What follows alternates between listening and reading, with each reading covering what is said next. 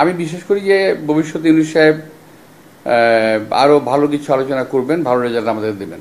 যে চুক্তিগুলো অসম এবং কার্যকর হয় নাই আমাদের এখানে দেশে, যেটা বাংলাদেশের পক্ষে যাবে, যেগুলো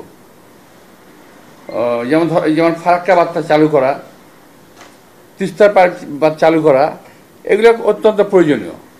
সীমান্ত হত্যা বন্ধ করা, এগুলো নেহায়তি একটা বাস্তব বিষয়। এগুলোকে বন্ধ করা, বাঁধগুলো চালু করা এবং সীমান্ত হত্যা বন্ধ করা, এগুলো যদি আলোচনা হয়ে থাকে নিশ্চয়ই একটা ভালো আলোচনা হয়েছে আমি মনে করি। বিমস্টেক একটা বিশাল ব্যাপার কিন্তু, এবং যে সমস্ত বিষয়গুলো নিয়ে আলোচনা হয়েছে বলে আমি তোমার মুখ থেকে শুনলাম, নেহায়তি গুরুত্বপূর্ণ। এটা শেখ হাসিনার প্রত্যাবর্তন এবং বিচার সময়ের দাবি, জনগণের দাবি, আমাদের দাবি। যদি শুধুমাত্র শেখ হাসিনার প্রত্যাবর্তনের কথা হয়ে থাকে তাহলে আমি সঙ্গে একটু যোগ করতে চাইব অতিরিক্ত, যদি সম্ভব হয় আর কি, যে ওনার যারা সাঙ্গপাঙ্গ যারা আছে ওখানে, যারা এই দেশকে অস্থিতিশীল করার চেষ্টা করছে, তাদেরকেও যেন সঙ্গে ফেরত আনে এবং ফেরত দেয়। এবং ভারতের উচিত শেখ হাসিনাকে অবিলম্বে ফেরত দেওয়া এবং এদেশে পাঠিয়ে দেওয়া, তাকে ফেরত দেওয়া তো না, পাঠিয়ে দেওয়া, যাতে তার বিচারটা হয়। কারণ একটা ফ্যাসিস্টের বিচার হওয়া খুব জরুরি। এটা শুধু বাংলাদেশের জন্য না, সারা বিশ্বের জন্য এটা খুব জরুরি, যে কোনো ফ্যাসিস্ট কখনো বিনা বিচারে যেতে পারে না।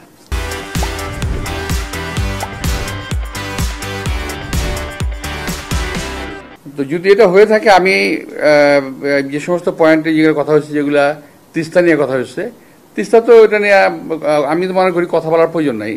তিস্তা ছেড়ে দিতে হবে, কিংবা তিস্তা আমাদের যে প্রয়োজনীয় সংস্কারটুকু করতে হবে, তিস্তা যে বলে যে বার্তা করতে হবে আমাদের করতে হবে।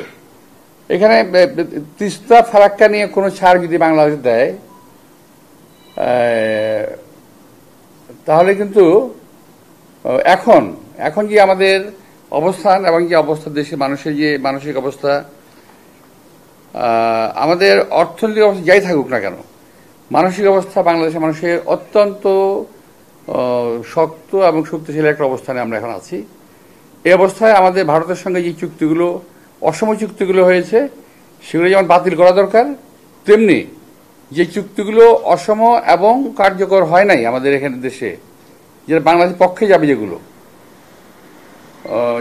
যেমন ফারাক্কা বার্তা চালু করা, তিস্তার বাঁধ চালু করা, এগুলো অত্যন্ত প্রয়োজনীয়।